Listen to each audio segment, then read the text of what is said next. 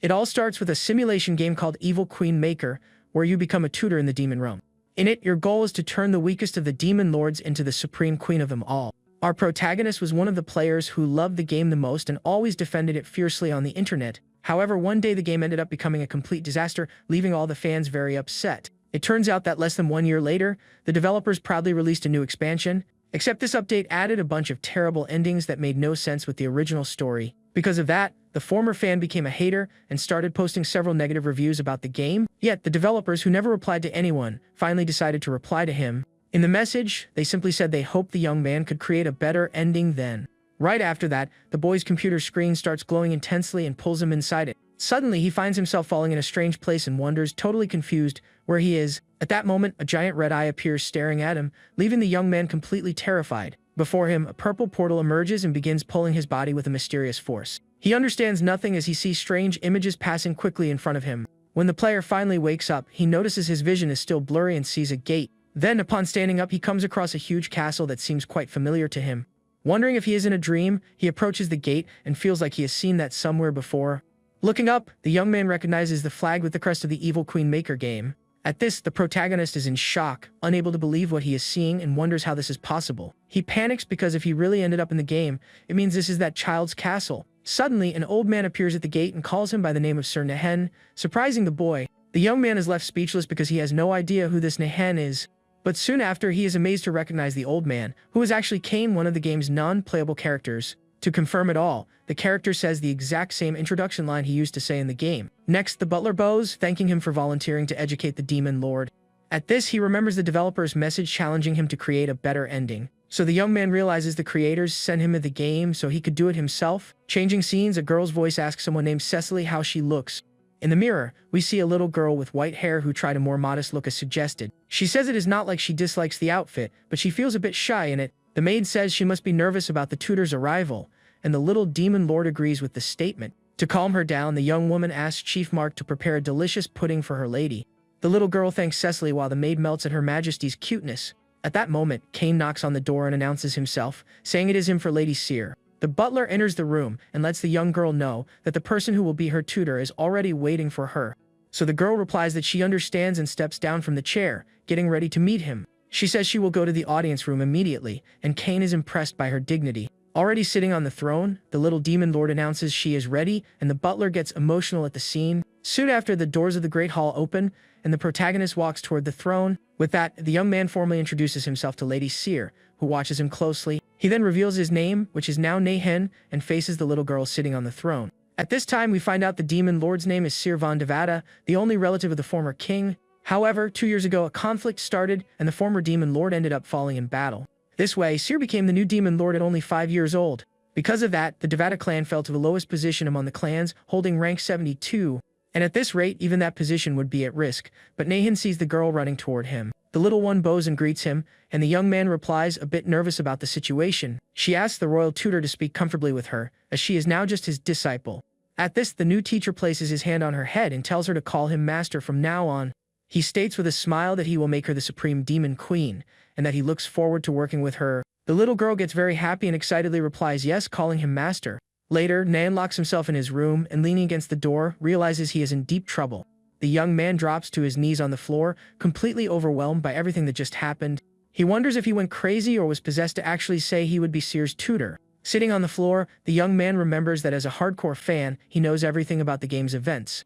The player knows all the endings and even the hidden elements of the game perfectly, but he despairs because clicking a mouse to level her up is very different from raising her in real life. The young man questions how he will teach the demon lord without even knowing how to use magic. He thinks he might have accepted because he understands little Seer's pain and suffering very well. Suddenly, his eyes glow and he starts having visions, realizing they are Nehen's memories. In these memories, the young man discovers that the form he possessed belonged to a great and powerful demon. With this, he realizes that with the power and knowledge of this form's former owner, maybe he can win. Then, the young man fills with determination, and with a serious look, he believes he can do it. He thinks he can go beyond and reach the most ideal ending he always imagined for the game. However, the new tutor gets confused because he only remembers the nickname Nehen and not the demon's real name. The next day, little Seer asks her master why they are having class outside. The teacher explains that a spacious place is much better, and the little girl agrees with a smile. He then notices her teddy bear and asks if her friend will also join the class. Nahan suggests the little bear step out so she can focus, but the girl says he has no other friends. Realizing there is a backstory there, the tutor decides he will find out what happened later. He then plays along and greets the bear, asking him to pay attention to the lesson.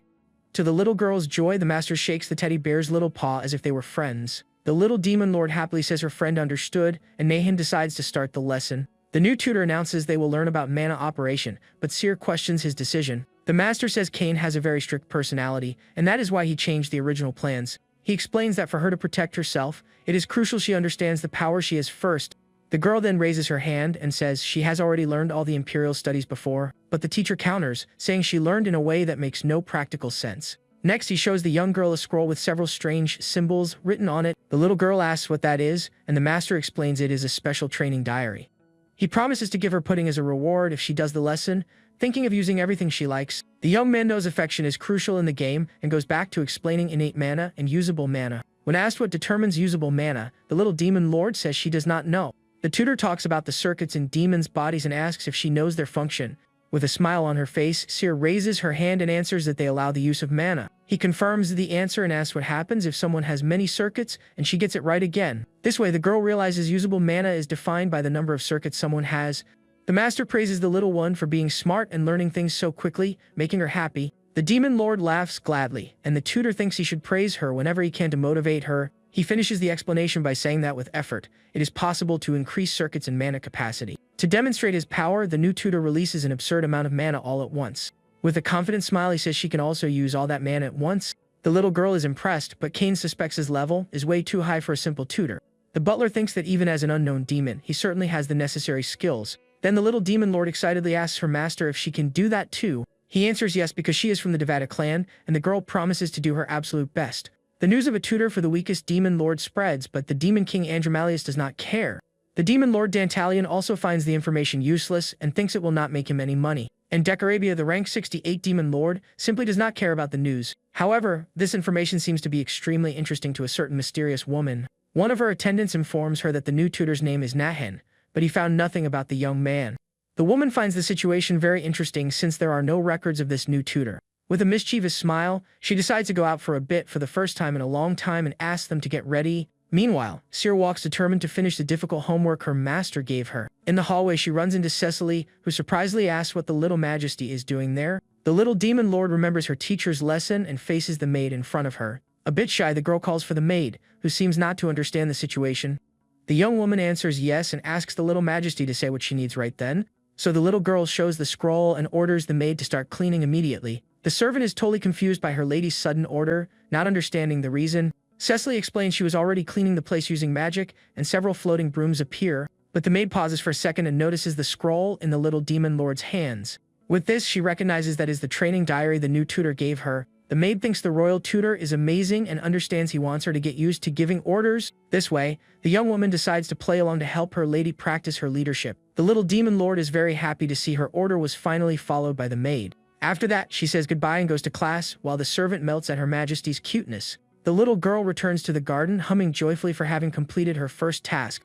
Getting there, she finds her master and the butler Kane talking and calls them from afar. The tutor congratulates her on a job well done and says he will give her a gift as a reward. Thinking about what to give the girl, he suggests getting a new friend for her teddy bear. The little demon lord's eyes sparkle with happiness at the idea of a new toy. The girl gets super excited, but Kane in the background seems to dislike the tutor's suggestion. Suddenly, the young girl's expression changes, and she gets a sad and disappointed look. With her head down, the little girl says it is okay, and she does not need a new toy. The master then realizes the castle's financial situation is terrible, just like in the game. This way, he offers to manage the finances until she is old enough to do it herself. Little Seer is shocked by the proposal and asks if her teacher will really do that.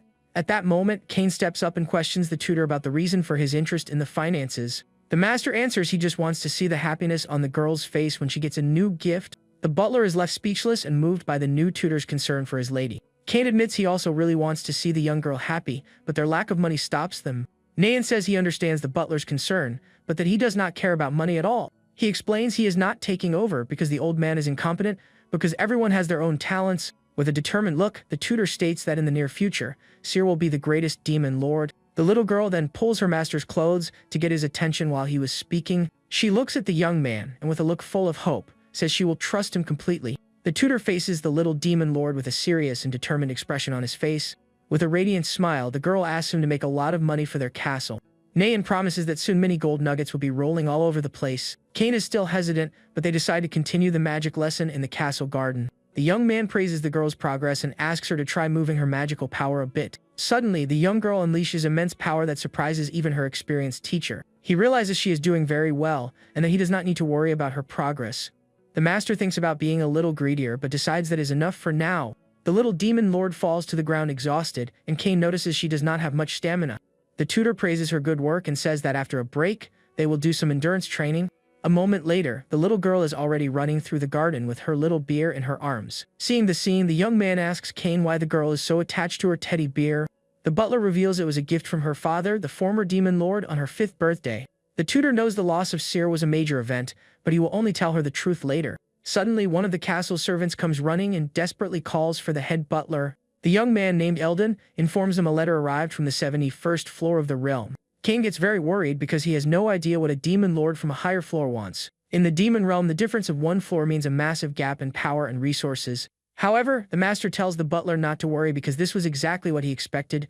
A few days later, a carriage arrives and Nahan asks Kane to relax so as not to show weakness. The tutor notices the carriage driver is no ordinary person and has a strong presence. He then approaches and says it is an honor to see him, leaving the driver quite confused. Nahan reveals he knows he is the sage Baphomet, and a large demon shadow appears behind him. The castle servants are shocked and wonder how the new tutor knew his identity. The disguised man laughs and finds it interesting that the young man managed to see through his disguise.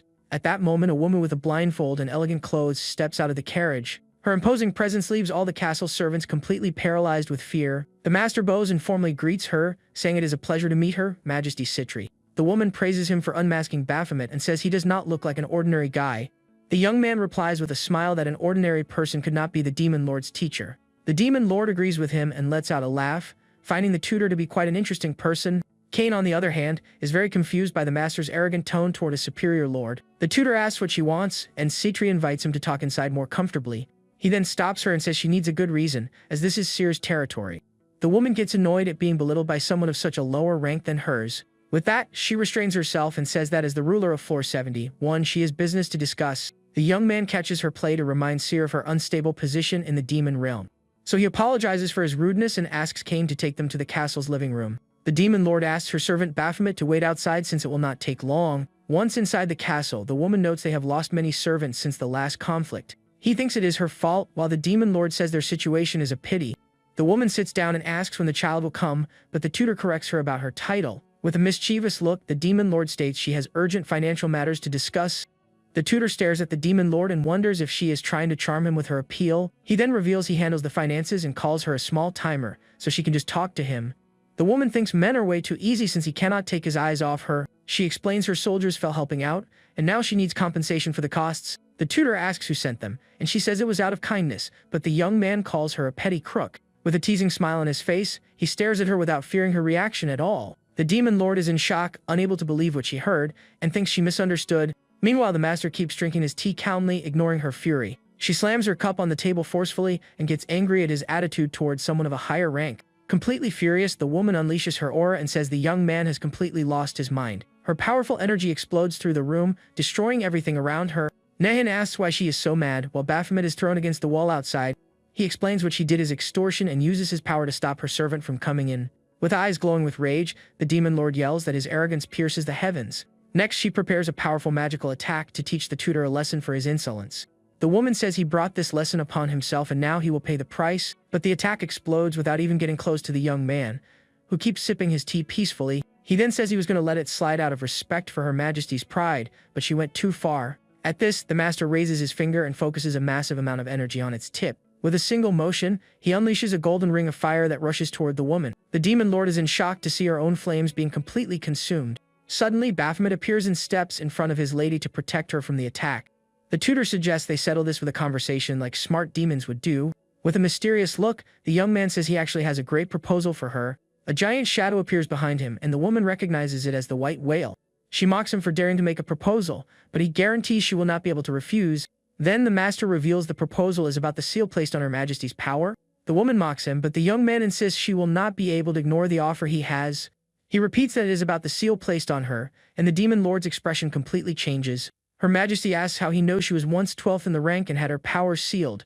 He continues saying that to conquer higher floors, the stone sealing her power is a problem. With a glowing scroll in his hand, the tutor proposes they finally make a deal. The young man offers to help her break the seal binding her power, and the woman is surprised. The demon lord swallows hard as she thinks about the proposal she just got from the new tutor. At this, she creates a small orb of light and asks how exactly he plans to help her with that. The master just smiles with a dark look and replies that she has already seen what he is capable of. He refers to the small fraction of his immense power he showed earlier in the fight. The woman then asks what exactly he is, and the young man states he is the demon lord's mentor. With a confident smile on his face, the tutor asks if she will finally sign the contract. Sometime later, the contract is signed, and with that, they will fill the castle with Citri's troops. The deal is a contract with no losses and many gains for the little demon lord and her clan. The woman only signed because of Article 3, which says he will support her with everything he has. She thinks his power was overwhelming, even compared to what she once was in the past. The demon lord smiles and decides this is a gamble definitely worth taking. The tutor then grabs a knife and warns that she also needs to sign the contract with a magic mark. Next, he gets ready to seal the deal with his own energy and finalize the agreement between both sides. The scroll is sealed with magical glowing fingerprints from both of them, and the alliance is finally formed. With the contract floating in the air, the magical agreement between them is now official and unbreakable. The young man says he will be in her care from now on, with a serious look and the knife in his hand. The demon lord does the same and replies that the feeling is mutual, sealing the binding pact. Later, he introduces Citri to little Seer and says the new ally will help them a lot. The little girl thanks the new partner, but the woman feels awkward and tells the child not to worry. The tutor teases her, saying they will have to reteach her some manners now that they are allies.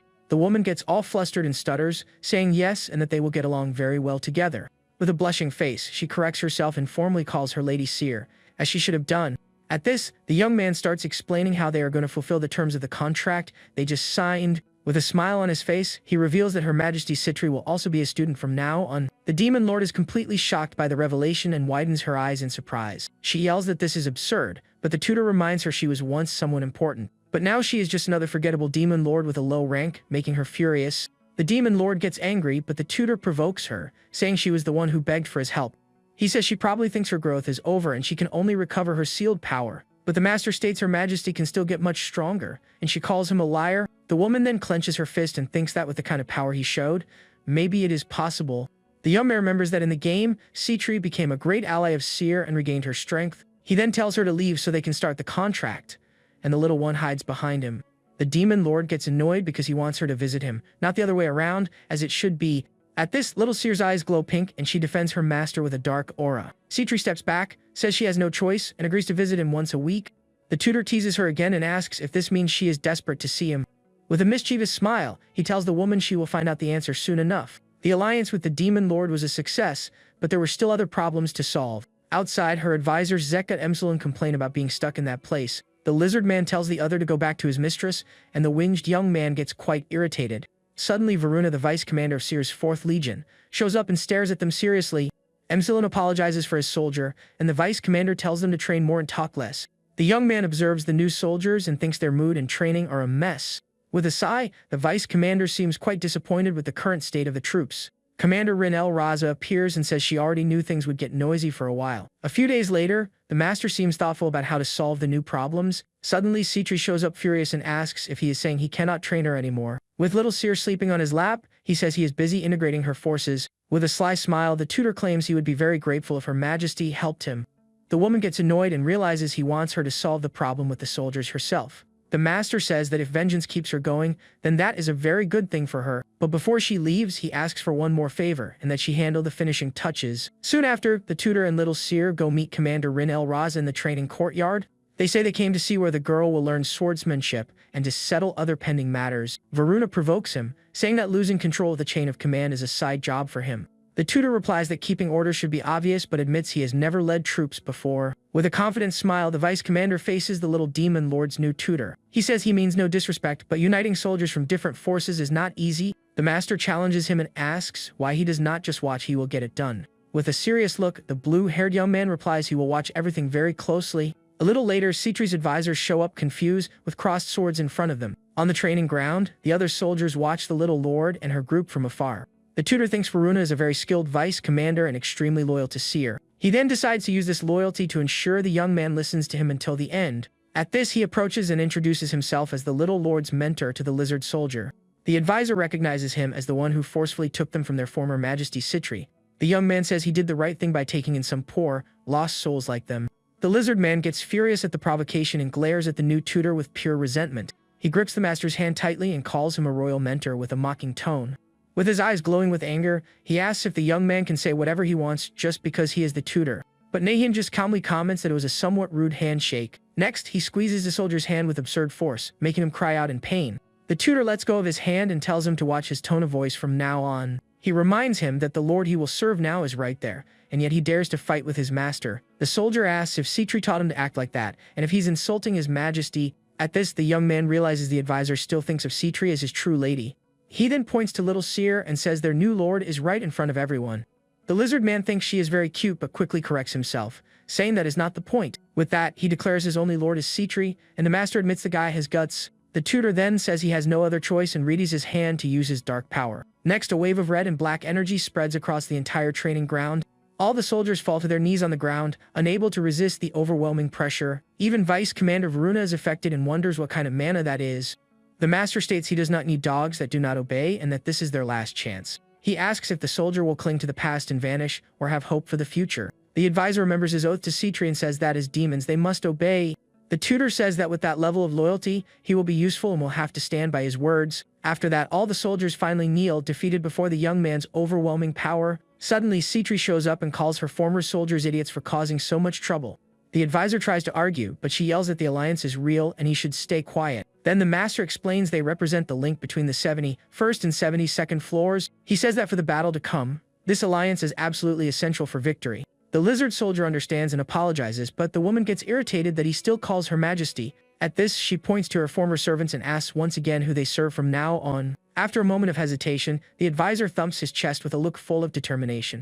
All the soldiers then stand up and declare in unison that they are now Lady Seer's army. The little demon lord and even Vice Commander Varuna are shocked by the declaration. The young man then gives a thumbs up to the demon lord and says he knew they would be useful. The little girl imitates her teacher and also gives a thumbs up with a cute smile on her face. This way, the tutor and his little students celebrate the successful unification of the new troops. With everything settled, the woman asks if they can finally start the lesson, and he agrees. But before starting, the young man notices the little demon lord is holding his hand. He gets a bit confused by the sudden attitude of the little girl, who refuses to let go at all. The tutor asks her to let go of his hand so he can teach, but the girl refuses to obey. With puffed cheeks, she firmly repeats she will not let go of her master's hand. So he picks her up and suggests she hold on to him instead of holding his hand. The demon lord yells in annoyance because he promised to teach her and now he is holding a child. The young man assures her it is possible to teach even in this state, leaving the woman quite confused. A dark aura begins to emanate from him as he prepares for the day's special lesson. Suddenly, an absurd amount of dark energy explodes from the tutor and fills the entire place. With a serious look, he says the goal of the training is to land a single blow on him. The woman gets furious and asks how training like that could be useful to her. With a dark smile on his face, the master simply guarantees the training will be very useful. Next, he unleashes his power and pins her to the ground with completely crushing pressure. She struggles to get up while he claims he is stronger than she ever was in the past. The tutor then challenges her to break free from his mana and try to hit him at least once. Pinned to the ground, the woman wonders what kind of mana that is and feels none of it makes sense. The master thinks strengthened alliances are another power for Seer, but her individual strength is also vital. The demon lord asks who he is mocking, and the tutor tells her to give up since it seems impossible. He explains her sealed power is in the intermediate realm, where she must adapt to dense mana. The young man thinks the increase in her mana circuits during the process will be quite a bonus. Little Seer says Sitri seems to be in trouble, and her master says that is what training is for. The little girl then asks the reason why she has to watch all of that so closely. The tutor reveals that one day she will also have to go through the exact same intense training. At sunset, he tells the woman not to overdo it, considering her age as well, but the demon lord tells him to keep quiet and keeps struggling to get up from the ground. She swears she will hit him today, while the young man and a maid have a picnic nearby. He notices she has already adapted, and that she was not 12th in the rank for nothing. After all, during their snack, the little demon lord asks her master to give her one more lesson. The tutor thinks about how he cannot resist the little girl's pleading eyes and gives in to her request. At this, he agrees to teach a bit of the advanced course, and the girl cheers excitedly. Suddenly, the woman wonders what is going on as the pressure on her vanishes. The young man tells her to take a break, and the demon lord can finally breathe a sigh of relief. Then he asks her to share what she learned, and she explains about using external mana from the air. The master asks how she can grab the mana floating in the air, and the girl looks thoughtful. With a smile, she says she just has to ask for help, and the tutor thinks her idea is very good. The little one asks how to ask for help, and the young man guarantees their mana can talk. To demonstrate, he scatters his own mana through the air with a simple wave of his hand. He explains that if he befriends the floating mana, he can bring it to his side. This way, he shows how he can use stronger spells by borrowing his friend's power. Next, the tutor asks if she wants to try, and the little girl answers yes, very excited. With deep focus, the little demon lord reaches out her hand to try to do the same. A small amount of red mana slowly begins to gather at the tips of her fingers. The master then instructs her to spread her mana slowly while the other woman watches. The girl raises her hand and incredible mana surges, shocking the demon lord who watched it all. With a determined look, Citri thinks this alliance must be protected at all costs. The tutor asks little Seer to try to gather her mana, and she obeys his command. The little girl feels something strange, and the master explains it is the floating mana from the air. He then tells her to try to use the mana to create a bright flame in her mind. A fire skull appears in front of her, and the young man manipulates it with a simple touch. A small skull-shaped flame appears on his finger, and the tutor shows it to the girl. The little demon lord is surprised by the magic, and the master asks her to try to do the same. Citri questions what he is teaching, and the young man asks if there is any problem. The woman then reveals that he's lost ancient magic, and he is surprised she knows. She asks how he knows that magic, and the tutor says he needs to move on with the lesson. Then he turns to little Seer and asks if she can follow what she just saw. The little girl closes her eyes and focuses, imagining a bright flame in her mind. Next, a small flame appears on her fingers, and she is very happy with the result. The master praises her for the good work and says she needs to practice more to improve. He turns to the other woman and says the whole hitting him thing was only during training. The demon lord asks him to teach the ancient magic to her too, but the tutor refuses. With a mischievous smile, he thinks he can extract more from her and decides to make an offer. He says he might teach her if their relationship gets a little closer, and she blushes. The woman gets nervous but agrees to try hard to get stronger and get closer, but she asks what kind of style he likes, and the young man is confused by the sudden question. He then clarifies he was talking about trust between the floors, and she gets embarrassed. The demon lord tells him to forget what she said, and the tutor asks for a tempting offer next time. The little demon lord watches everything and calls out to her master. A bit confused by the scene, he remembers that in Nahun's memories, he must know ancient magic because he is a great demon. In the game, the great demons were mysterious and powerful beings who lived since ancient times, but the young man decides to go one by one and focus on the most urgent issues they have right now. He grabs some documents and realizes their most immediate problem is territorial expansion. With a sigh, he rules out the human realm and Citri's floor for the time being. He thinks of a better method than a frontal assault, and finds something interesting in the papers. The next day, little Seer calls for her master with a bright and happy look on her face.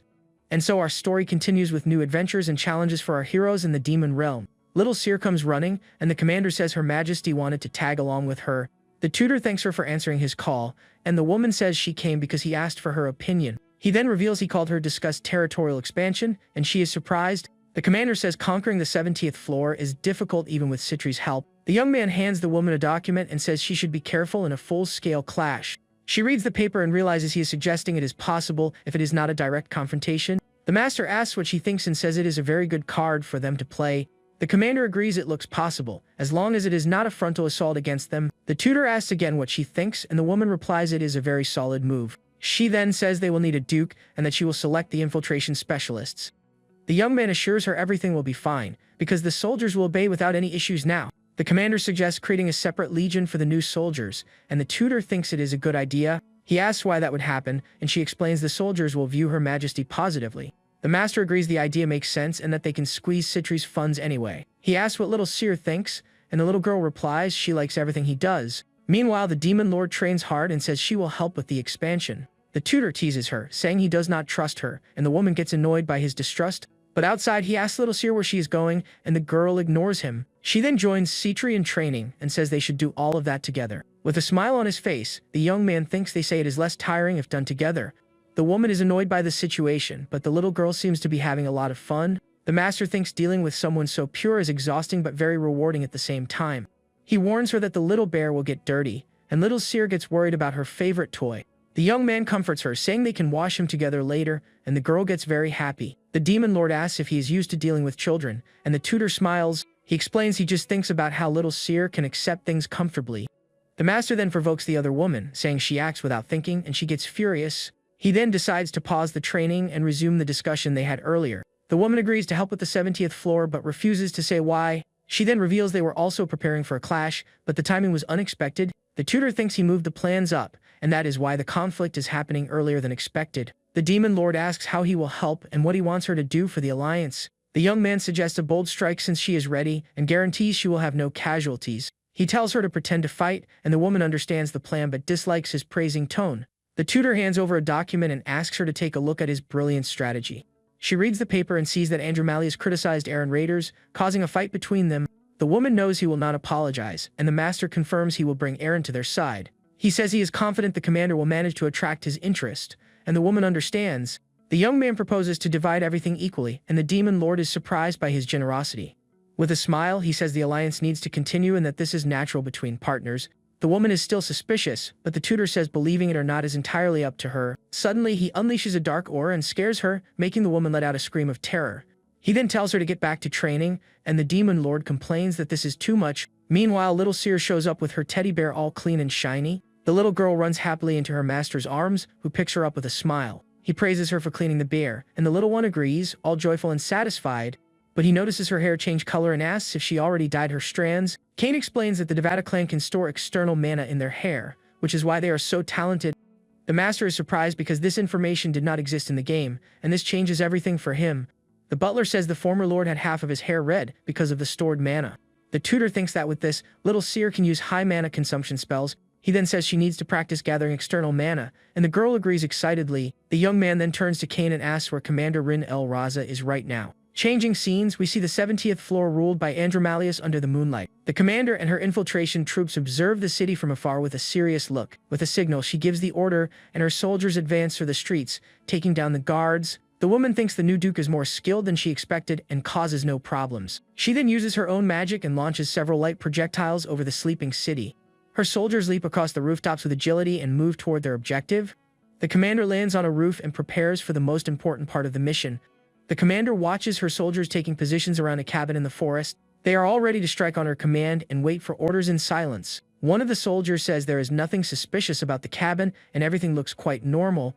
Another asks why they are there, and the woman explains the plan to bring Aaron to their side. The soldier doubts it is possible, but the commander says they are just following orders.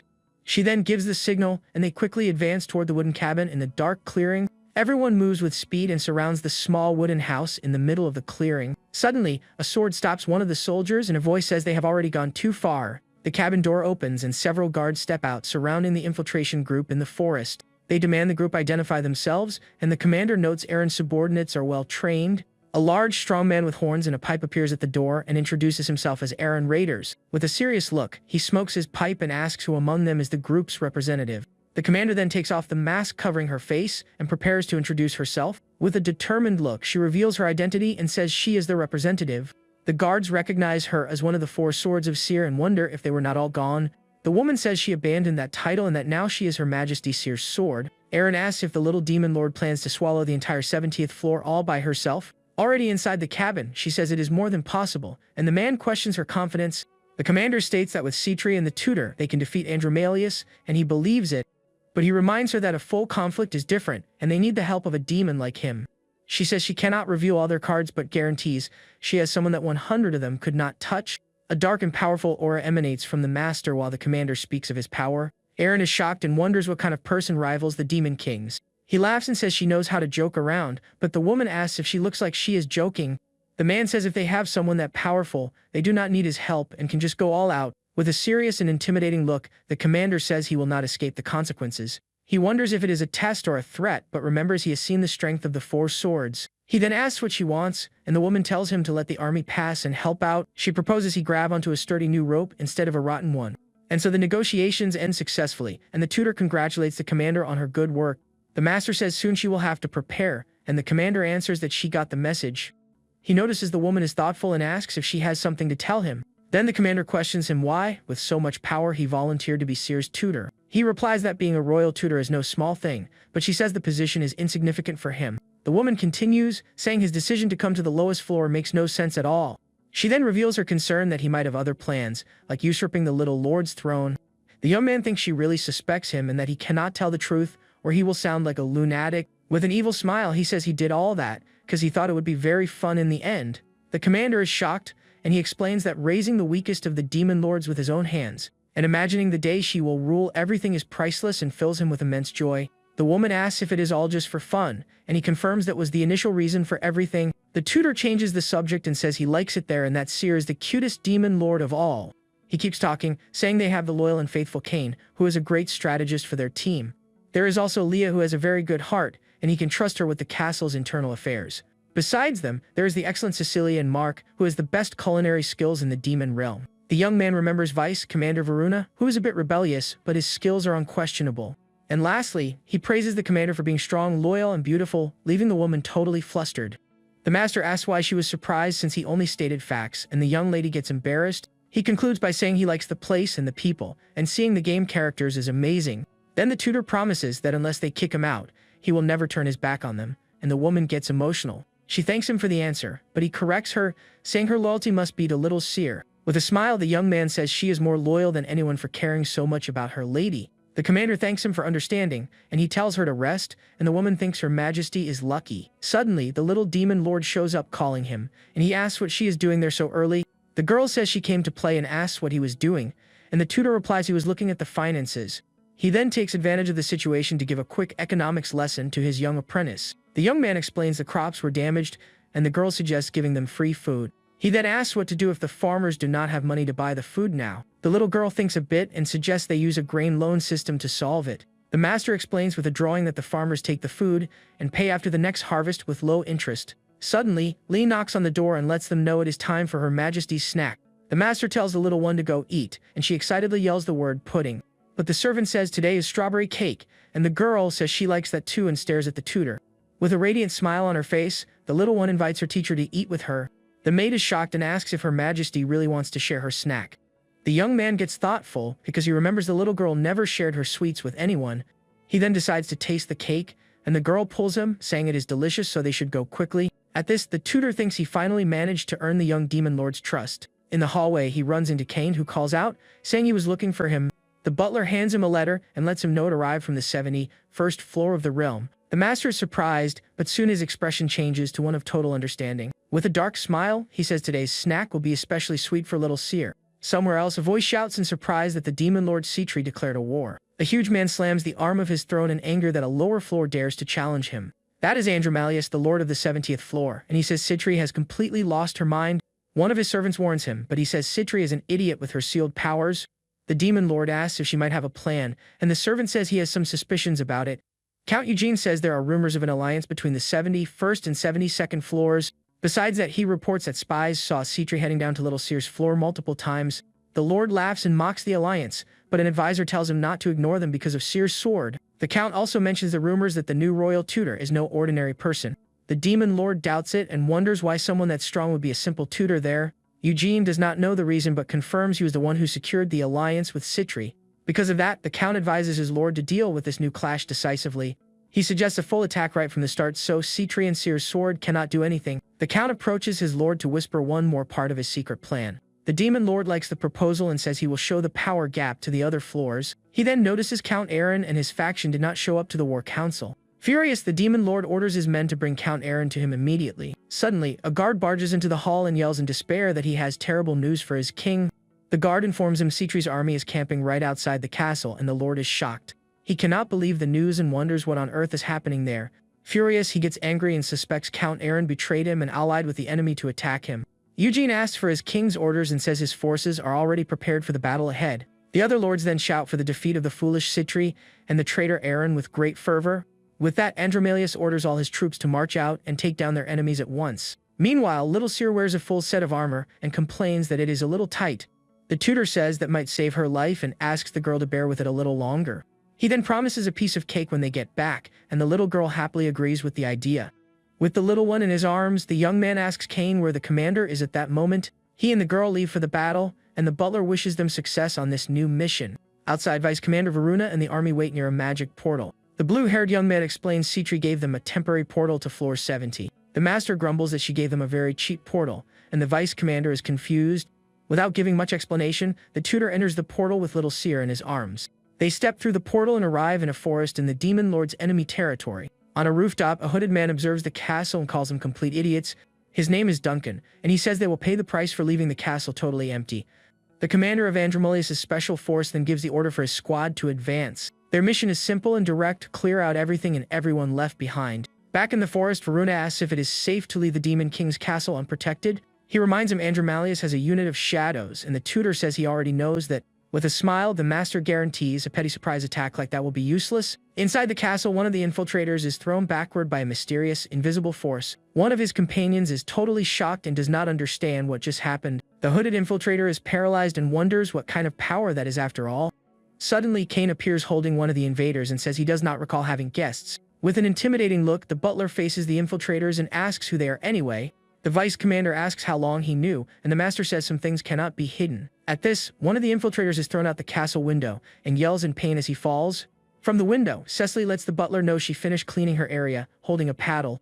Lee shows up carrying 2 invaders, and Kane says he got a little carried away with the door. Chief Mark also arrives and says a little rat managed to sneak into the kitchen. Everyone in the castle is fine, but the same cannot be said for their unexpected guests. The servants were elite warriors, but they had not fought in a long time, so few knew of their strength. Varuna admits the tutor's strategies are perfect, and as a commander he acknowledges him. The master says the vice commander is mistaken, and the blue-haired young man gets quite confused. He explains his loyalty should not be to him, but to little Seer right there.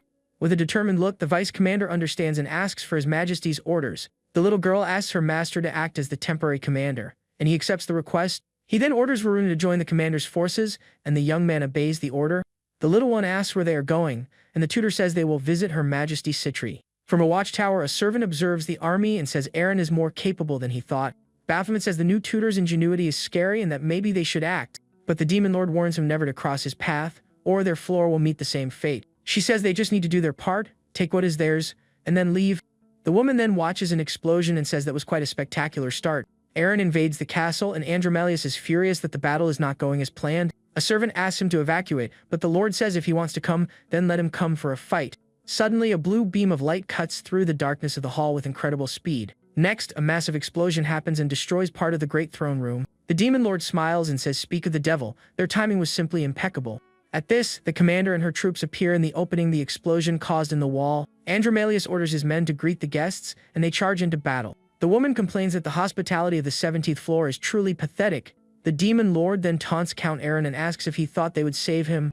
With a threatening look, the man swears he will take down the traitor with his own hands. A voice then replies he will have to try doing that in his next life, because it will not happen.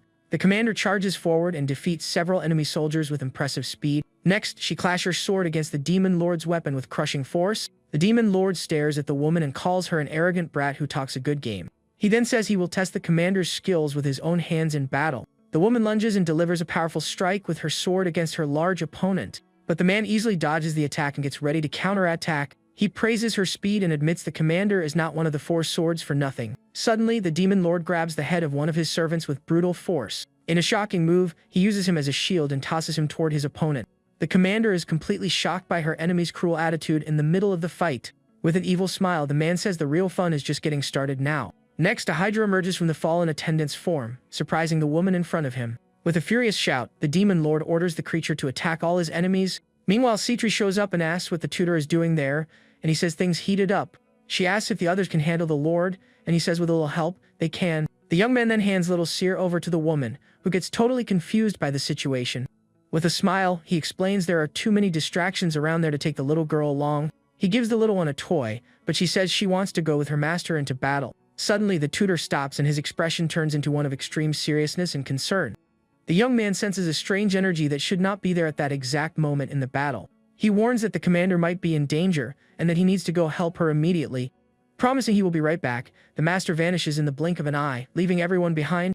The demon lord is shocked and wonders what the new royal tutor's true strength is. Her servant suggests it as a chance, but she says it is a test for their alliance. The woman then orders her servant to treat the little one with the same respect he treats her. The little girl hugs her new well toy and wonders why her master gave her that.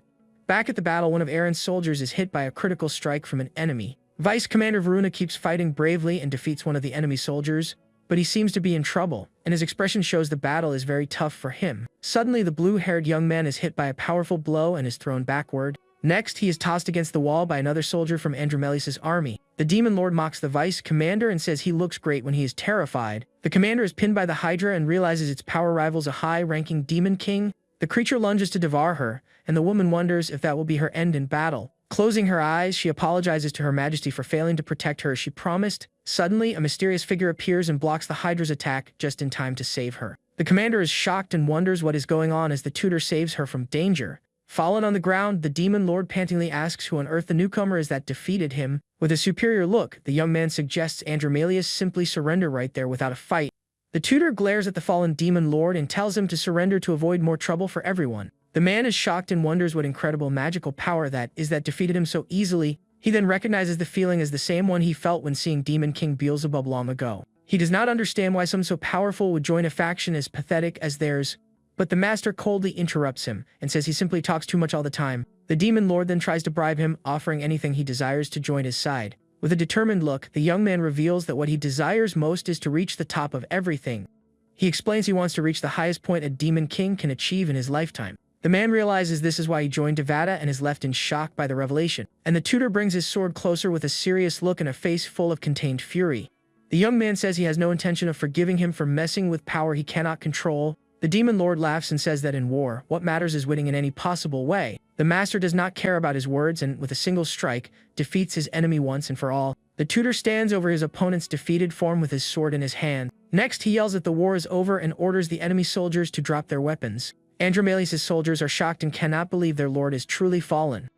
The men wonder if they should surrender now that their leader was defeated in battle. Citri comments that he barely left and the war is already over, but knowing him, it makes sense. Suddenly, little Seer yells excitedly and says that is her beloved teacher's voice. The commander apologizes for dropping her guard, but the master comforts her, saying it is okay. He thinks the aura belonged to one of the 12 demons, but his memories are too fragmented to know.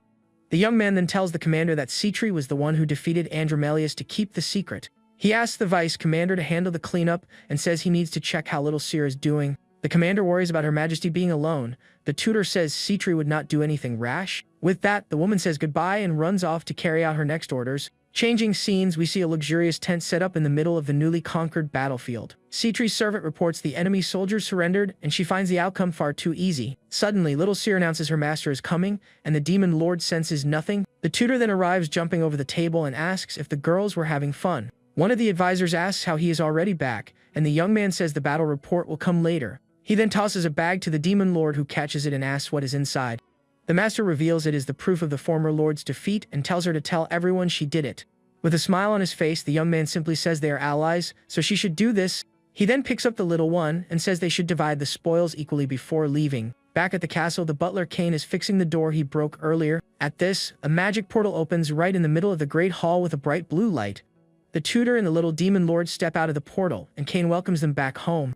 The butler apologizes for the door, and the master praises his good work with the unwanted guest. Someone congratulates them on the conquest, and the young man says that was just their first step. He keeps saying they will be busy preparing for the move, but there is no rush. The tutor then shocks everyone by revealing he plans to give the 70th floor's castle to Citri. Kane questions his decision and says they are taking a very heavy loss with this. The butler reinforces that taking the castle symbolizes conquest, and that he gave the credit to Citri. The young man explains they desperately need resources, and that their finances are not enough. Until they get stronger, the tutor says they need to lay low for a while. He then asks who will be responsible for the new floor, and the little girl replies it is Citri.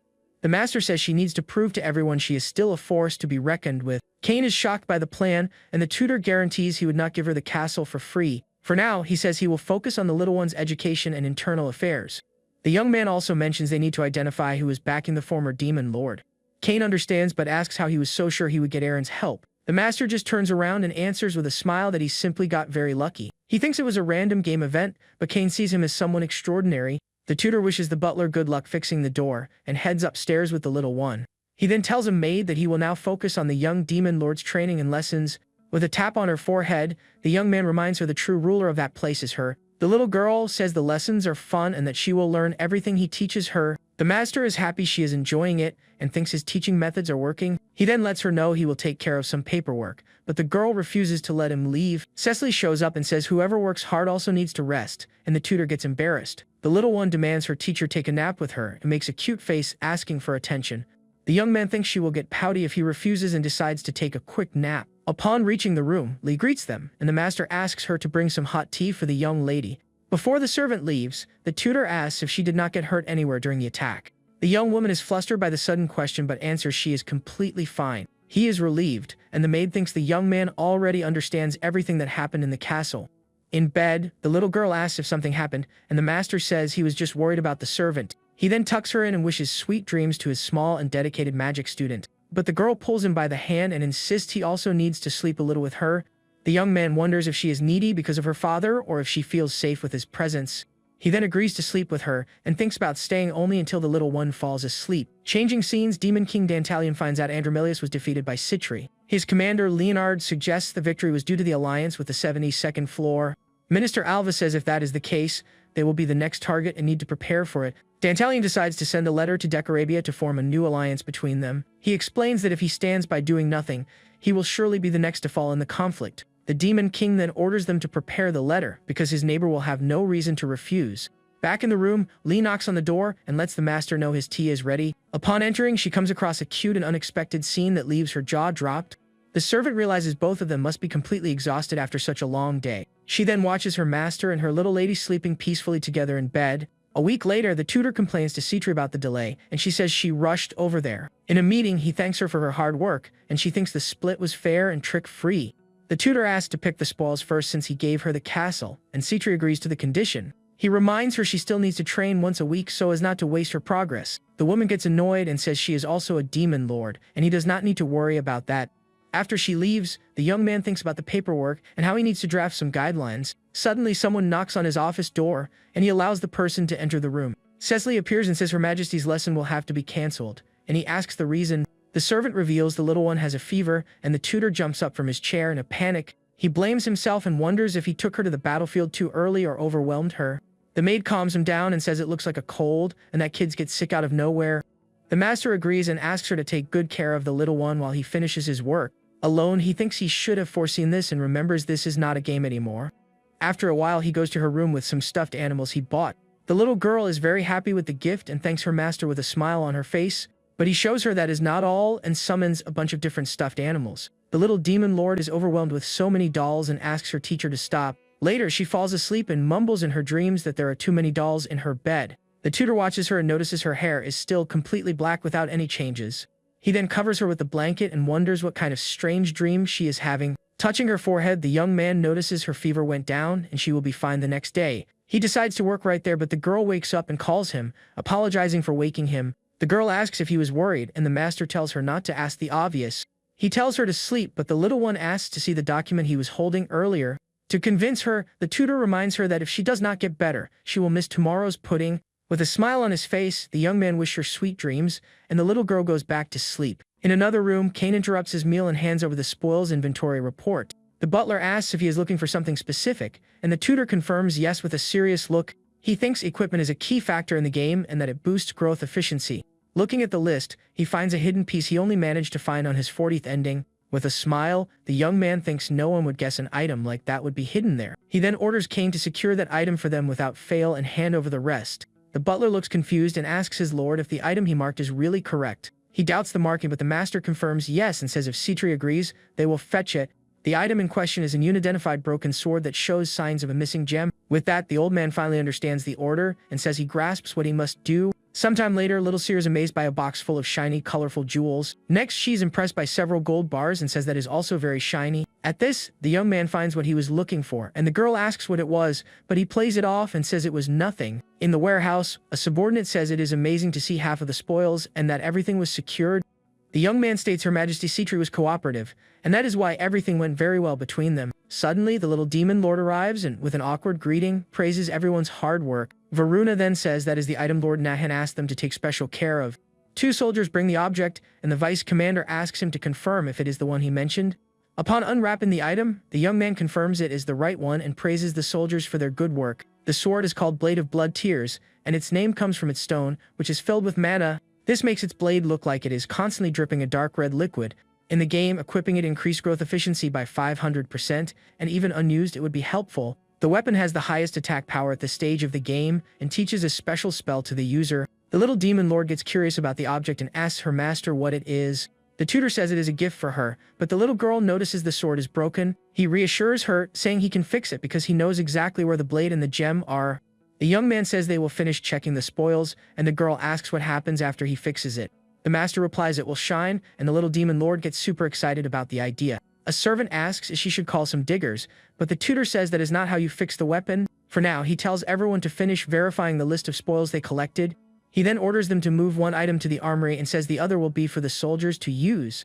The little girl goes back to admiring the jewels, and the master comments she really likes shiny things. With a thoughtful look, the young man watches his small, dedicated magic and leadership student. He then asks the young demon lord if anything caught her eye, and she gets startled. The tutor pets her head and says everything there is hers, so if she wants something, she should not hesitate. With that, the girl points to a crown, and the master thinks royal blood really speaks louder. He then invites the girl to go with him and says now they only need the most important part. With a touch of his hand on the wall, the master uses his power to reveal a secret passage. The young man turns around and faces the large stone wall slowly opening in front of him. But to everyone's surprise, there was still one last gate for them to get through.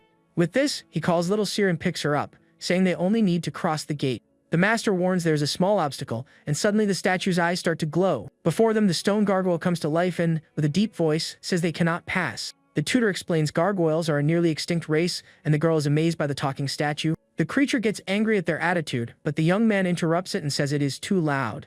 With a serious look, the tutor orders the gargoyle not to interrupt his little student's lesson. Next, he summons a giant, scary creature that glares furiously at the stone guardian. The gargoyle gets terrified and bows, begging to serve the young man, and the master thinks it might be useful. He then tells the creature to wait there and promises he will be back for it when he is done. Inside the secret passage, they find a bright red stone floating in the air. The jewel is on top of a pedestal, and the little girl is amazed by the sight of that place. With this, the young man grabs the two broken pieces of the sword and prepares for the mending ritual. He then places the weapon's parts on the altar right in front of the glowing red stone. The master and his student watch as an intense golden light fills the entire place. The sword's pieces join together, and it is completely fixed while the girl says it is beautiful. The tutor then hands the weapon to the little one and says that is her gift for all her hard work. With a radiant smile, the little girl thanks her teacher and holds the sword with joy. The weapon is unique and cursed, but it greatly increases all the stats of whoever uses it in battle. The girl shows the sword to Cain, and the master says it was about time she started training. The butler gets scared by the gargoyle, and the young man suggests the name Argol, the gate guardian. Cain thinks the creature is too big, and the tutor says it will guard another place, making the old man confused. With a smile, the master says he is perfect for keeping small and fragile humans away. The butler agrees and says he would be perfect to stay in the portal zone, protecting the castle. The young man gives the mission to the gargoyle and warns that if he is useless, he will get rid of him without a second thought. Next, he turns to Cain and calls him to his office to talk about a report. In the room, the butler reveals Demon Lords Dantalion and Decarabia finally made contact. The butler says if floors 69 and 68 form an alliance, it will be tough for them. The master thinks a direct conflict is complicated, but they cannot just watch, so there's only one option left. He reveals he will shake Dantalion's faction, but Cain reminds him they are powerful and not fools. The young man asks if the faction is known for having many merchants, and the butler confirms yes. The tutor says what merchants value most is trust, and if he destroys it, the faction will fall. Cain agrees but questions how he can destroy trust built over years overnight. The young man then turns around and, with a serious expression, says he never said he would do it that fast. He reveals he will slowly ruin their commercial policies, and they will become the competition. The butler looks confused, and the master explains they will do business on the 70th floor, but not openly. Cain understands he plans to use Citri again, but the tutor corrects him and says it is cooperation. The old man doubts she will take the risk, but the young man guarantees it will be too tempting an offer for her. Cain asks what they will sell, and the master says with a smile that it will be something that will drive them crazy. He then reveals his plan to sell something the demon realm simply does not possess at all. Changing scenes, we see the city of Sodor on the outskirts of the Holy Kingdom, and someone asks about a rumor. In a tavern, an adventurer says the guardians of the demon realm barely exist anymore. One of the young men says it is their chance to make a fortune since ram tribe horns are expensive. A girl says she knows where the tribe gathers and that taking the young one's horns will be easy. With that, the group decides to head to the demon realm immediately so they can finally get rich. In front of the portal, a crowd gathers, and they comment that the rumors were really true. A man approaches and asks if he can tag along since he heard they know where the Ram tribe is. He introduces himself as Riku Balbar and presents his companion, whose name is Melissa. The group realizes the two are rank A adventurers and agrees, afraid of starting trouble. With everything settled, they get ready to cross the portal and begin their new adventure. Other adventurers comment that to survive, the demon realm is essential and it is a chance. The group walks down a trail and comments it is weird the guardians vanished, telling everyone not to drop their guard. The man wonders if they abandoned the floor and explains the realm is made of multiple floors. The girl spots a member of the Ram tribe and tells everyone to quickly hide behind a rock. One of the adventurers says before they start the hunt, he has a proposal to make to everyone. He proposes his group keeps the horns and the others take the rest, but the other young man gets angry. In a vision, young Luke appears hurt, and a voice says he still has his whole future ahead of him. The woman then threatens the young man and tells him to listen to what Riku has to say if he wants to go back home. The young man realizes they planned everything, and that there is no way to beat rank A adventurers with divine power. He then agrees, but on the condition that Riku handles the fighting, and the man accepts the deal. Suddenly, an unexpected attack happens and throws all the adventurers hard to the ground. The group wonders what that was and if it was an earthquake, but no one knows the answer. Riku gets annoyed because with all that noise, the rams will definitely run away and ruin the plan. At this, the gargoyle Argyle descends from the skies and says he finally found the last little rat. The adventurer is shocked and wonders if that is really a real gargoyle. The young man yells for Luke to forget Riku and run, but the gargoyle attacks one of them on the ground. The young man calls for Eri, but the girl seems paralyzed and does not answer his call. With eyes wide open in fear, the girl can only whisper the word guardians. Suddenly, Commander Rinel Raza appears and asks her soldiers what the orders are. With a serious and determined look, the woman says there is only one single command for everyone. She then orders her soldiers to capture all of them alive without exception, and the group is surrounded. Already locked in a cage, the young man wonders why the demons are not finishing off the humans. Back at the office, the commander reports they captured 276 humans alive. She says she thought the connection to the human world was a weakness, but he used it to hunt them. The young man states that to get a perfect ending, there is nothing he would not do to achieve it. The commander warns him the residents of the 72nd floor are getting restless. He thinks if the people's feelings waver, everything will be useless and capture numbers have dropped. With this in mind and little Seer on his lap, the master decides he will change the plan. He then turns to the commander and asks if she knows someone capable of making adjustments. The woman replies there are many who can easily manipulate human minds. As a final step, the tutor decides he will make the humans want to return to the demon realm. In Soder's Adventure Guild, a man complains he needs to make a living somehow. Someone comments how people want to go to the demon realm, and that the guy is a double rank A. Suddenly, the guild door bursts open, and someone desperately screams for help. It was young Luke, who appears completely exhausted and beaten up at the door, shocking everyone. He reveals he just escaped and that all missing people are trapped by the guardians. The guild master steps up and asks the young adventurer why demons are capturing humans. The exhausted boy replies he does not know, did not have time to investigate the situation. The guild master stares at him and admits he has his doubts about the young man's story. He questions how a rank C adventurer like him managed to escape the demon realm all by himself. Besides, the young man's heart beats like a liar's, and he can clearly notice that. Suddenly, his heartbeat calms down, and the master finds it interesting, as if someone were controlling him. At this, he smells a full scent and realizes the adventurer was mentally manipulated by demons. With an evil smile, the young man praises the guild master's perception, calling it worthy of a rank S. Without hesitating, the man attacks the adventurer with absurd speed and defeats him with one strike. He then orders them to inform the other guilds not to enter the demon realm under any circumstances. Shortly after, he announces the portal will be closed, but a man runs in and calls him desperately. The guild master then turns around and asks the panting man what is going on. With this, the man reports that guilds from other regions have already started moving toward the portal. At the Doran Fortress, the Northern Alliance prepares to furiously invade the demon realm. In the Bismarck Empire, they also prepare for war and do not want to be left behind. And in the capital of the Holy Kingdom of Felix, everyone shouts for the total defeat of their enemies. Days earlier, the commander reports the manipulated humans are ready, and the master tells her to lure the others. He asks to send them last to the city of Soder because there is a problematic human around there. That human is Adalbert Grants, the guild master and one of the trickiest enemies in the game. A soldier is amazed by the number of arriving humans, and the commander says the plan was a success. She then turns to the vice commander and says that for the plan to be complete, they need to do their part. With this, the young man orders his men to capture as many invaders as possible with the net cannons. Next, the commander gives the order for the gargoyle Argyle to start the attack, and the sky goes dark. The creature appears imposingly and unleashes its power to the surprise of all adventurers on the field. With a threatening look, the gargoyle stares down the invaders, who brace themselves for the grand battle. The humans are completely shocked by the appearance and scream the creature's name in fear. By his lord's will, he attacks the intruders and defeats them with impressive ease. With their formation broken, the commander says now is the time to fire the magic net cannons. The vice commander then gives the order, and his soldiers prepare to load the capture cannons. Next, a massive magic net is fired toward the adventurers fighting on the field. They get trapped and discover the net was made of giant spider webs and they cannot get out. A triple-rank crusader tries to cut the net, but his sword cannot even make a scratch. One of his men calls him, but he warns he will open the path and orders everyone to follow him. The crusader is named Joseph Rosenbach, and with all his might, he tries desperately to break free. The commander realizes the gargoyle alone will not be enough to hold them for very long. The vice commander then offers to handle the situation and tells her to leave everything to him. Suddenly, the Ashura tribe appears and says being defeated without time to transform is not going to happen. With incredible speed, the Ashura warrior charges toward the crusader for the attack. The man is shocked by the sudden appearance and cannot react in time to defend himself. In a single strike, the warrior defeats the powerful crusader without any difficulty in battle. With an evil smile, he calls the humans incompetent pests who are ruining the flow. With his power unleashed, he glares at the other adventurers with a look of superiority and fury. The humans are terrified and start to run, but the warrior says it is already too late. He then orders his men to play around a bit and capture all the remaining invaders. After the battle, the master says the plan had few casualties and a high return, which is very good. The young man congratulates the captain and vice captain of the 5th Legion for their hard work in battle. With a nod, they thank their lord, and the tutor asks them to handle the cleanup.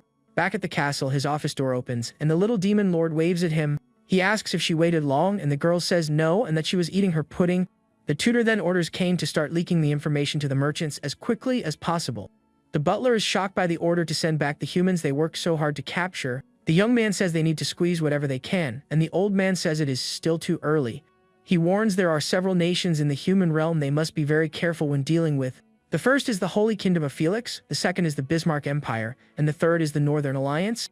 The master agrees they are annoying for mere humans, but avoiding negotiations is wrong. He explains to little Seer that it is the fault of the humans who invaded their demon realm. The young man keeps saying nations have the responsibility to protect their citizens, and that they are the victims. He teaches the young girl that maintaining power and influence is the most important thing for a demon king.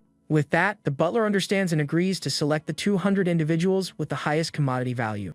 The girl asks what he plans to do with the blacksmiths, and the master says it will be a product made by humans. And so the story continues with new plans and challenges for the tutor and his little student in the demon realm. On his throne, the emperor of the Bismarck Empire, Claude von Bismarck, gets angry at the demon's letter. His advisors say they do not know what kind of place the demon realm is and can only speculate. One of them reports the ransom for 20 people is 50 kilograms of gold and 200 of silver.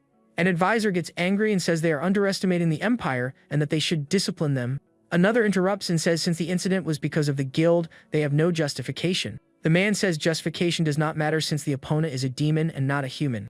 The advisor then explains they do not know the demon's military strength and that is a problem. He goes on to say many rank A and higher adventurers were captured with no chance of escaping. The emperor is angered by the idea of bowing to the demon realm over such a trivial matter. But the advisor warns him that if rumors spread, it will be hard to pacify the people's feelings. With that, the emperor orders them to monitor the demon realm's movements and says one day they will get payback. Kane reports the Empire, the Holy Kingdom, and the Northern Alliance agreed to negotiations. The tutor then tells the butler to take the prisoners to the portal zone the next morning. He hands over a scroll and says if they do not agree to the deal, they will get rid of the rest. In a grand hall, the artisans wonder why the demon king summoned them to that place. Suddenly, little Seer Citri and the tutor arrive, and the artisans are confused by the scene. They walk toward the center of the hall, and the people wonder why the two are together.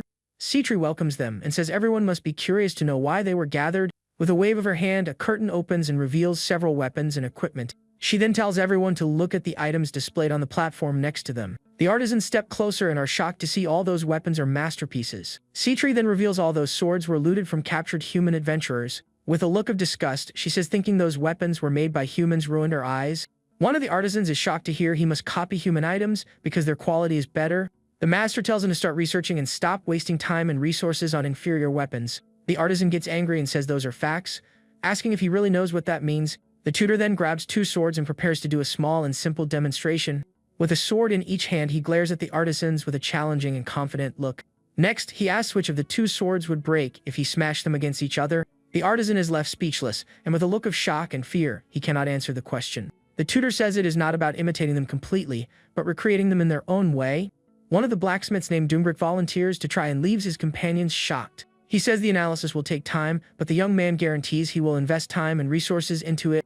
The tutor asks the little lord and Citri if the blacksmith should be the leader, and they agree. With this, he appoints Doombrick as the project leader and gives him a badge of authority. One of the blacksmiths rebels, but the young man silences him with a glare and a firm, threatening voice. He says a leader is someone who acts first and questions how they dare argue about leadership. The blacksmiths are terrified by the accusation that they are defying their sovereign's orders. The master then warns them that disobeying Doombrick's words is the same as disobeying them. With a dark aura and glowing eyes, he says if that happens they will be banished. Terrified, the blacksmith bows and swears they will obey the orders of their great lords. All the other artisans then bow as a sign of respect and submission to their orders. Afterward, Citri asks for a compliment, and the tutor says she was great and did not even get nervous during the scene. The woman gets annoyed and says she is not a child, but he praises her and says she was wonderful. He then proposes discussing the new venture and confirms he will use her name as a front. In exchange, he will provide high-quality armaments and a cut of the profits to the woman. She asks for 50% of the profits, and the young man calls her a scammer in front of everyone. The demon lord gets furious, but he ignores her, and she ends up giving in and asking for 10%. He says if she accepts the 10%, she can forget about the high-quality armaments. The woman thinks the quality is guaranteed and that profits and sales always fluctuate over time. With that, she accepts a 5% deal, and the young man says the payout will be substantial. He gets offended by her distrust after everything he showed, and the woman feels awkward. The demon lord agrees to the contract but asks if humans can really make the weapons. The tutor explains fieldwork research was neglected because weapons lose their meaning to a demon king. But he reminds her a demon king cannot handle everything alone, which is why the army's level is crucial. With a smile, he says he already has the research data and that they will soon reach the human level. The woman gets annoyed because he said he would give the weapons for free but now is changing the story. He explains the profits and armaments are a rental fee and that she will take on all the risk. The demon lord panics upon realizing that if the business fails, her reputation will be ruined. With a malicious smile, the young man says nothing in this world is free and stares at the woman with a dark look. In a dark dungeon, we see several humans who were captured by the Demon Realm's army. A girl asks what happened to Luke, and a young man tries to keep everyone's hope alive. Suddenly, one of the guards walks up and grabs one of the prisoners brutally. The man then starts screaming desperately for the guard to let him go immediately. Next, the guards take 2 other prisoners, and one of them asks where they are going. At this, the tutor shows up and asks their names, and the girl says she is called Ari and the young man Dane. With a serious look, the master faces the 2 and asks if they know someone named Luke. The young man gets angry and asks if that is a joke, and if they were the ones who took his friend. The tutor understands the situation and realizes the young man operated in the city of Sodor, as he thought. He then turns to Kane and asks the butler to bring him a pen and paper right now.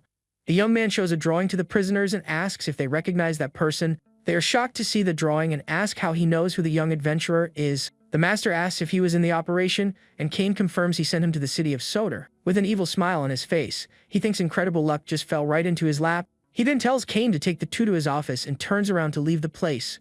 The young man thinks they need to be careful because in the game, if human hostility grows, heroes appear. With this, he reveals one of them is exactly who he suspected the sword hero was. The tutor thinks Adelberg would not leave a human controlled by demons completely alone. He then sits down and thinks he will be able to get rid of a hero without even lifting a finger. The master remembers Dane and Ari were the ones helping Luke, and that his potential was amazing. With this in mind, he offers the 2 a chance to work directly for him from now on. Kane is shocked and says keeping them close to Little Seer could cause a massive backlash. The butler asks why he would take humans, and the tutor tells him not to worry about it. The young man says he will spare their lives and properly compensate them for their skills, but if they refuse, they will go back to the dungeon, and the young man asks what will happen there. The master then reveals they will be sold or meet the same fate as their friend since he is already gone. The 2 are completely shocked by the revelation and widen their eyes in pure terror. The young man grabs Kane and asks how he can say that, and if they were the ones who took his friend. The tutor reveals they dragged him away but that they were not the ones who got rid of the boy. With a dark smile, he says the guild master of Sodor was the one who did the dirty work. Dane still gets angry and asks if they will really let them live if they work for a demon. With a serious expression in her face in the shadows, the girl named Ari says she accepts the offer. The young man calls her crazy, but she says the tutor promised to pay and let them live. So what is the difference? The young woman clenches her fist and remembers humans ignored and despise them for being weak and poor. With tears in her eyes, the young woman yells she refuses to perish or become a slave and that she will accept. This way, she states she will take the chance even if it means making a pact with the devil. The white-haired adventurer grits his teeth and seems to have finally made his decision. With this, the young man also accepts but asks the master to keep his promise and asks what they will do. The tutor then turns around and says for now they are completely useless to his plan. He gives them 3 years to prove their worth, or they can be sure they will have no future. Changing scenes, the little demon lord gets excited because today's class will be swordsmanship. The young man thinks that with former Nahin's memories, he can at least teach her the basics. But when asking her to hold the sword with both hands, the girl worries about her little bear. He thinks that will be hard since it is a keepsake of her father, but the little one says it is okay. With this, the master realizes she trusts him and says she just needs to put it aside for a bit. The little girl then says goodbye to her stuffed friend and says she will be right back to get him. The tutor shows his student the basic stance and how she should hold the weapon correctly. Next, the young demon lord imitates the pose perfectly and asks if everything is right. The master is shocked and realizes she has incredible talent and is not a lord for nothing. He then decides today's class will just focus on sword swings and tells her to watch. At this, the young man makes a powerful swing with the sword that creates a massive wave of wind in front of him. The little girl is impressed by the power, and the tutor says now it is her turn to try the move. With deep concentration, the little girl gets ready to swing her own training sword. A dark and powerful aura begins to emanate from her as she prepares for the strike. The girl then swings the sword with all her might and unleashes an overwhelming blast of energy. The tutor is completely shocked and left speechless by the little lord's display of power. He thinks the sword manifested differently from the game, and it boosts stats by 500%. The little girl innocently asks if she did it right, and the young man stammers, saying it was wonderful. Looking at the crack in the ground, the master decides that from now on they will only use wooden swords. With a serious look and red streaks in her hair, the little demon lord says she remembered something. The little girl says she saw humans in the castle, and the master asks what is going on. He says the young ones are being raised to serve him, but the little girl gets quite confused. The girl reminds him he also teaches Citri, and the tutor explains it is a transaction. With a cute look, the little demon lord asks if he will always be her only teacher. With a smile, the young man confirms yes and says she is his one and only disciple. The little girl is super happy with the answer while Kane calls the tutor for a chat. The butler then whispers in his ear that the little majesty's birthday is coming up. With a sigh, the young man admits he now has a new worry to deal with. Suddenly, Citri shows up and asks if he really needs to say that right then. The tutor tells her to stand up and stop picking on every little thing he says. She then asks if the problem is about the little one and if they had some kind of fight. The young man reveals the girl's birthday is coming up, and Citri is disappointed by the news. He then tells her to stop with useless thoughts and guarantees he will not leave floor 72. The demon lord says the little one likes dolls and sweets, but the tutor finds that too simple. The young man wants to give a special gift and thinks favorability is important for the ending. He remembers the crown the little girl picked, and that she really likes shiny things. Citri then suggests he have the crown adjusted for the young girl, and the young man likes the idea. The woman gets annoyed and thinks the crown is in the little one's room for her to take secretly. With the plan in mind, the tutor starts walking to put his idea into practice right away. He walks with Cecily and asks if the young majesty actually went to eat her afternoon snack. The servant confirms and says she volunteered for the little one's surprise gift operation. The master then steps up and carefully opens his young disciple's bedroom door. To his surprise, the girl is there and runs toward him, calling him teacher. She says she sensed he was coming, and the young man asks how she managed to know that. The servant gets worried because thanks to her, the surprise gift plan was almost ruined. The tutor asks why she is there, and the little one suggests they go out for a walk. He agrees and tells the servant he is counting on her, and the young woman tells him not to worry. Outside, the little girl looks at the sky and says the full moon is very beautiful. The young man pets her head and thinks fixing the crown was a great idea. He then tells the little one to stay healthy and not force herself to endure everything. The little girl says she likes him and his classes, so nothing truly seems hard for her. She asks him to teach her even more, and the young man agrees but asks her to rest too. With a radiant smile, the little girl agrees, and the master hopes she never loses her pure heart. The tutor then turns around with a serious and determined look on his face, watching the castle. A quest complete notification pops up, and he invites her to go back inside the castle. On the 17th floor, the young man meets the blacksmith, who asks what brings him to that place. The master shows the crown and asks him to shrink the size while keeping the exact original design. The blacksmith says he knows someone for the job, and the tutor asks to have it ready in a week. He asks about the research, and the artisan says they have a prototype, but it is not good yet. The young man encourages him and tells him not to rush, and the blacksmith thanks him and promises his best. With the gift preparations ready, he thinks about the party but hears the little one crying from afar. The maids try to calm the little girl and say her teacher only stepped out for a moment. One of them offers pudding, but the little majesty screams she absolutely does not want it. Everyone is completely shocked by the refusal and does not understand what is happening. The servant is amazed because the young demon lord would never refuse a delicious strawberry pudding. With tears in her eyes, the little girl desperately calls out for her beloved teacher. She then runs and hugs him tightly while crying in relief for finally finding him. The master picks her up and, with a dark look, asks why she was crying so much.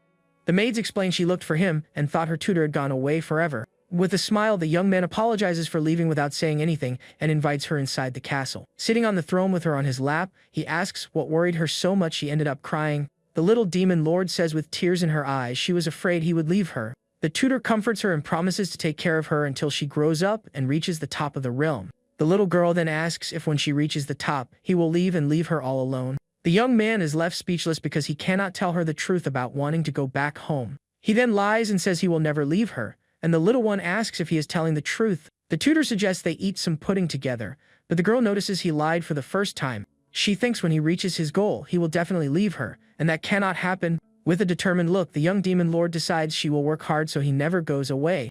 A week later, on Little Seer's birthday, her entrance into the Great Hall is announced. Everyone in the Great Hall congratulates the little demon lord on her special birthday. The little girl thanks everyone, and the vice commander says Her Majesty is very cute. The blue-haired young man then approaches and hands a present to his little lady.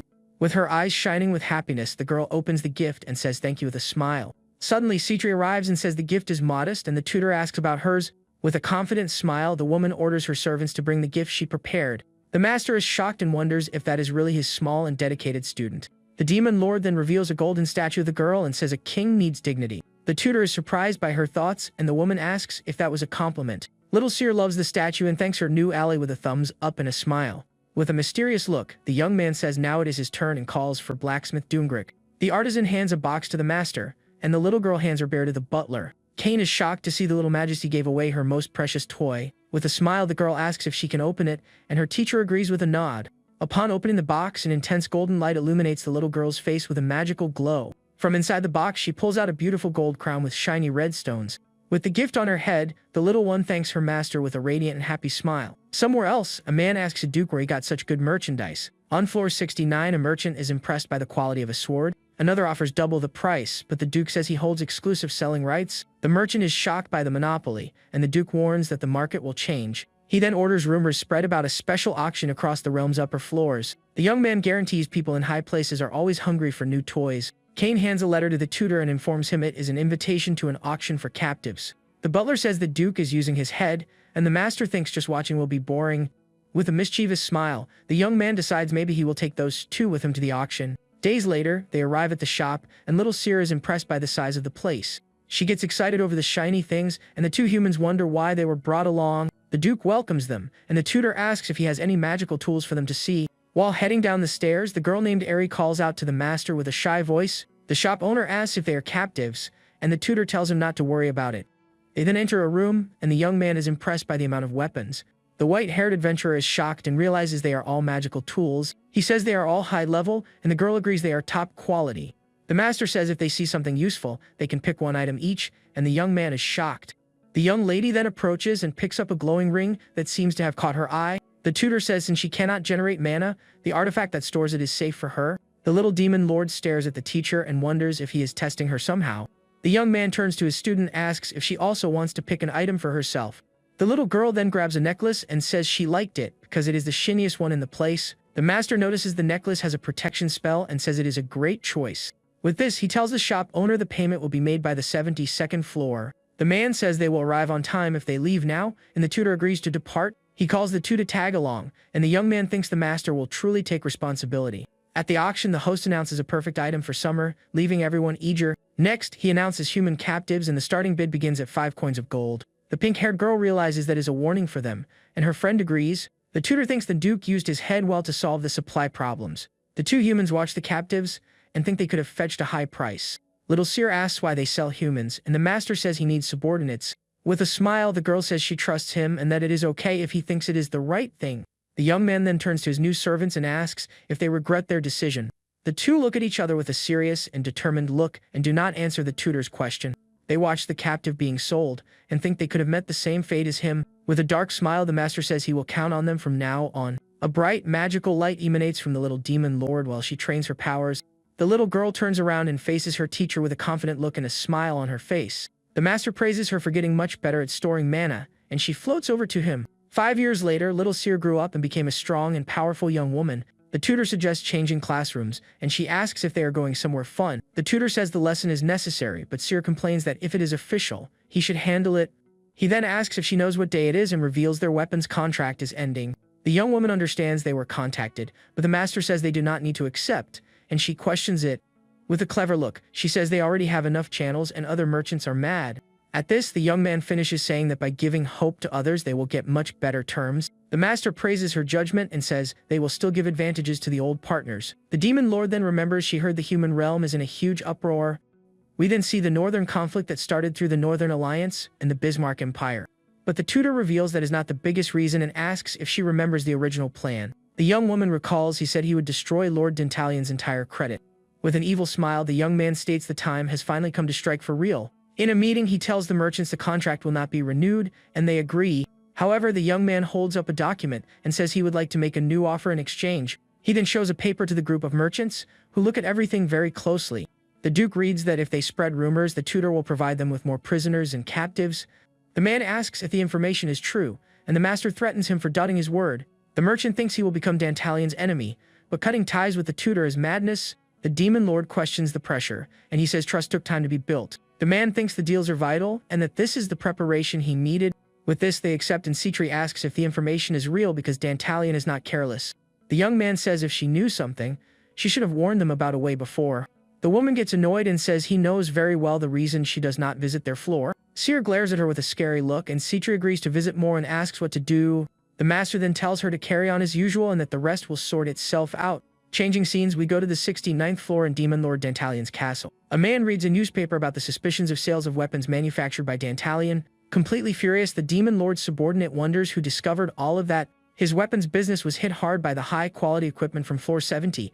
But instead of backing down, he forged the books to make it look like everything had been sold. Now it looks like he ran off with the money, and the man realizes there is a traitor among them. Dantalion's advisors inform him they will soon find out the source of all that, but one of them reveals the forges are pressuring them to pay what they owe. The Demon Lord gets furious and says there is no way to get the money right then. The men suggest he sell the stock, but the Lord worries about the massive loss. One of the advisors reminds him of what happened to Andromalius and that Cetri will strike soon. With this in mind, Dantalion decides to contact Decarabia to ask for the funds he needs. The tutor watches everything from afar and thinks his enemy's struggle is a beautiful sight to see. In his new office, he and Seer discuss the next steps in the plan against Dantalion. The young man says because of Decarabia's nature, he will squeeze every last coin from his rival. Seer asks how he knew about the stock, and the master reveals it was thanks to his servant Dane. He teases her, asking if she does not trust his eyes, and the young woman gets embarrassed. The Demon Lord says he has been paying a lot of attention to them, and the tutor laughs at the situation. He pets her head and says no matter what happens, he will always be her teacher. Seer reads the document and says that information is perfect for causing even more trouble. The young man agrees and asks her to call Commander Rin because he has a mission for her. Already in the audience room, the commander is summoned by Her Majesty for a new mission. The blue-haired woman reports that floor 68 will send a delegation to floor 69. The master steps up and says she needs to take care of them before they meet. He then hands a sword to the commander and tells her to use the item on her mission. The woman realizes the sword is not theirs and that it was forged on the 69th floor. With this, she finally understands the plan and thinks it is another one of her lord's schemes. The commander accepts the mission and says she will do everything for Her Majesty, who is now a true ruler. Seer asks if she did well and the tutor praises her, saying she looks like a demon lord. The young man asks what kind of doll she wants as a reward, and the young woman looks thoughtful. With a serious and determined look, the Demon Lord says this time she does not want a doll. She then walks away and the master wonders if that is his student's rebellious phase. At a portal, the commander and her men prepare for the infiltration mission. The woman says the delegation has 15 members, and each will take 2, and she will handle the rest. One of the soldiers worries about the Pentagram Knights, but she says if they show up, the commander states they will not only hide their identities, but it will not look like it was them. With a signal, all soldiers get ready to attack the delegation with full force. A huge explosion happens, and the infiltration group charges into battle in the forest. Sometime later, a purple portal opens in the forest, and the delegation finally appears. The commander notices there are no Pentagram Knights, and that makes things easier. She then gives the order, and all her soldiers charge toward the enemy in front of them. With a sword swing, the woman unleashes a powerful attack against her opponents. With a battle cry, the commander orders her men to defeat all the enemies. The delegation is shocked by the surprise attack and wonders where they came from. After a short battle, all enemies are defeated, and the commander orders a retreat. Demon Lord Dantalion is shocked to learn the delegation was entirely defeated. His advisor confirms and suggests they inform Decarabia about the incident immediately. The man says the sword at the scene was one of their products, and the Lord is left speechless. The advisor explains Decarabia will use this to pressure them even more in the alliance. Furious, the Demon Lord says this all has Cetri's hand in it, and that he will get payback. He then sends a letter to Decarabia and orders everyone to prepare for war. Suddenly, one of his men arrives and reports Decarabia's army has already crossed the portal. The advisor says the timing is way too perfect and maybe Decarabia orchestrated everything. Dantalion realizes his ally wants to purge the alliance and sends all forces to block him. On the throne, Seer reports floor 68 invaded 69 just as the tutor predicted. He then asks the young Demon Lord to let him handle it, and she agrees with a smile. The master explains to his student that the fisherman's gain basically means profiting without effort. He then calls Commander Emzalin and says they will enter the fray when the floors clash. The young man explains they will not fight head-on, but will merely harass them to draw attention. The commander says the plan is tempting, and the young majesty orders him to obey the orders. The tutor asks the commander to evacuate the merchants to floor 70, and she looks confused. He explains merchants seek out floor 69 because it is safe and treats them well, but since Dantalion tricked them and floor 68 invaded, this is their chance. The young man says this is the perfect opportunity to strip their trust in Dantalion. The commander questions if Majesty Citra will approve, but the tutor says she has no reason to refuse. The young demon lord then leaves him in charge, and the young man says Dantalion will collapse on his own. Commander Emzalin and his troops prepare for the upcoming battle. The tutor asks if Seer did not understand something, but she says she had a great idea. The young woman suggests they take down floor 69, but the master thinks it is too risky. She says she will do it because she trained hard and learned magic from him, so she is ready. The young man says it is not her time yet, and the demon lord asks when it will be then. She gets annoyed and says she has grown up enough already, but the tutor does not seem to agree. The master thinks she is objectively strong, but even so he cannot let her go. He worries because if she gets hurt or worse, all his hard work will go down the drain. The young man apologizes for being selfish and asks her to hold on a little longer until he takes the lead. At this, he promises he will grant her one wish, and the young demon lord is very surprised. With a radiant smile, the girl says she wants to go somewhere with him, and it can be anywhere. The tutor remembers they never went out to have fun and agrees to his student's proposal. At night, the young woman thinks she is going on a trip with her teacher and is too excited to sleep. She hugs her teddy bear and says the master is the most precious person of all to her. With a determined look, she decides she needs the conflict to end so she can go out with him. She then decides she will try harder even if it means being a bad girl. The young demon lord then appears in front of the commander and asks to be taken along. Seer states she is going with them because she is the ruler who leads everyone in that place. The woman thinks Her Majesty's ancient magic and skills are a massive trump card. But even so, the commander says it is their operation and she cannot come along. The young woman questions her and asks who she serves, and the woman replies it is Her Majesty. With a serious and intimidating look, the demon lord states her orders come first. The commander then bows and says her lady's command takes absolute precedence. The woman asks the young girl not to push herself too hard, and the girl agrees with a smile. But the commander reminds her of the promise, and Seer says she got her message. With a smile, the demon lord asks her teacher to wait, and that they will be right back for him. On the battlefield, demon lord Dantalion orders his men to block the enemy. Next, the enemy troops unleash a rain of arrows upon his soldiers. Several men are hit and fall to the ground as the battle intensifies more and more. Suddenly, a massive explosion happens, and a purple energy cannon is fired in their direction. Several cannons fire a rain of purple energy over the enemy soldiers on the field. With a massive explosion, many men are thrown far away by the force of the attack. The defenses of Dantalion's army are completely destroyed by the energy wave. One of the soldiers is terrified and cannot believe the enemy's destructive power. The castle's stone walls are completely crushed, and the soldiers are defeated. They realize they cannot advance and that the enemy will not stop firing at them. Suddenly, one of the pentagram knights appears and repels the attack with his sword. With a swift movement, he charges toward his opponents bravely. The man unleashes a blast of purple energy from his sword and glares at his enemies. With his weapon, he manages to cut the magic attack and protect the other soldiers. The knight introduces himself as Balthazar, the first star of Decarubia's pentagram. With his sword in hand, the powerful warrior gets ready for the great battle ahead. Dantalion's soldiers are terrified, but the demon lord orders them to attack relentlessly.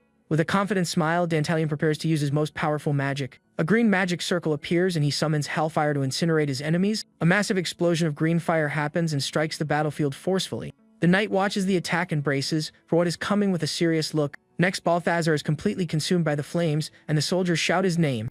The demon lord is proud of his magic and orders them prepare the next attack without delay. With the enemy commander defeated, Dantalion's troops charge into battle. One of his men then orders all forces to advance to victory in the conflict. The lord thinks that with the tide of battle in his favor, he will finally beat Decarubia. Suddenly, the knight's sword emerges from the middle of the flames and charges with speed. In the blink of an eye, the weapon hits one of Dantalion's soldiers with a critical blow. The man falls to the ground and the sword gets stuck in his body with brutal force. Balthazar steps up and says the attack was hot, but that is all he can do. With a superior look, the knight glares at his enemy with contempt and mockery. He then takes his sword back and mocks the demon lord for his pathetic alliance.